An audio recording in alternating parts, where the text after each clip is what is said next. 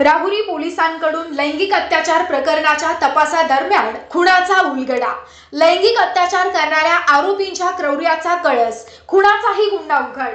Rahuri police ठाण्यामध्ये दाखल असलेल्या लैंगिक अत्याचार प्रकरणाच्या तपासादरम्यान एक धक्कादायक बाब समोर आली।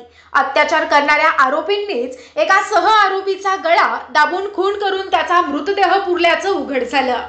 या प्रकरणात आणखी आरोपी समोर येण्याची शक्यता पोलिसांनी व्यक्त केली। अहिल्यानगर येथील स्नेहालय संस्थेच्या स्वयंसेविका पूजा दाहातोंडे यांनी 17 सप्टेंबर 2025 रोजी रात्री 9 वाजता राहुरी पोलीस ठाण्यामध्ये माहिती दिल्यानंतर 4 अल्पवयीन मुलींची सुटका करण्यात आली होती। या अनुषंगाने बजरंग कारभारी साळुंखे वय वर्ष 39 राहणार दवणगाव तालुका राहुरी व शीतल बजरंग साळुंखे वय वर्ष 40 राहणार दवणगाव तालुका राहुरी या दाम्पत्याला 18 सप्टेंबर रोजी अटक करण्यात आली।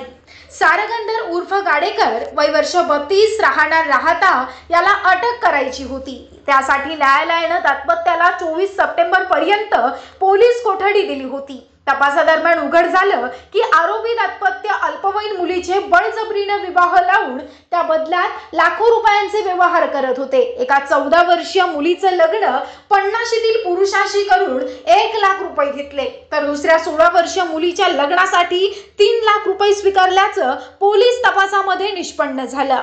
23 सप्टेंबर रोजी कसून चौकशी दरम्यान आरोपी बजरंग साळुंखे याने धक्कादायक खुलासा केला। त्यानुसार सहआरोपी निलेश सारगंधर याने देखील अल्पवयीन मुलीसोबत लैंगिक अत्याचार केला होता। त्यामुळे मार्च 2025 मध्ये त्याच्या राहत्या घरातच गळा दाबून त्याचा खून करण्यात आला। मृतदेह दिवसभर खोलीत ठेवून रात्री पत्नीच्या मदतीने घरामागे खड्डा खोदून पुरण्यात आल्याची कबुली आरोपीने दिली। त्यानंतर पोलीस निरीक्षक संजय ठेंगे यांच्या नेतृत्वाखाली पंचासमक्ष कार्यकारी दंडाधिकारी संध्या दळवी यांच्या उपस्थित दाखवलेल्या ठिकाणी खड्डा उकरण्यात आला असता मृतदेह सापडला।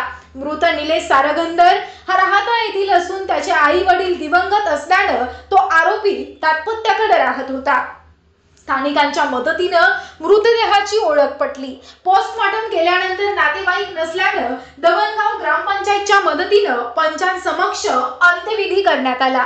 सदर कारवाई जिल्हा पोलीस अधीक्षक सोमनाथ घारगे, अप्पर पोलीस अधीक्षक सोमनाथ वागचौरे, उपविभागीय पोलीस अधिकारी जयदत्त भवर यांच्या मार्गदर्शनाखाली पोलीस निरीक्षक संजय ठेंगे आणि त्यांच्या पथकाने केली। या पथकात पोलीस उपनिरीक्षक Raju Jadhav, police head constable Suraj Gaikwad, Rahul Yadav, Shakoor Sayyed, Ashok Shinde, police constable Ganesh Lipane, Ankush Bhosale, Pramod Dhakane, Nadeem Shaikh, Satish Kurhade, Ajinath Pakhare, Govardhan Kadam, Meena नाचन, वंदना पवार, शिवानी गायकवाड, अंजली गुरवे आदींचा समावेश होता।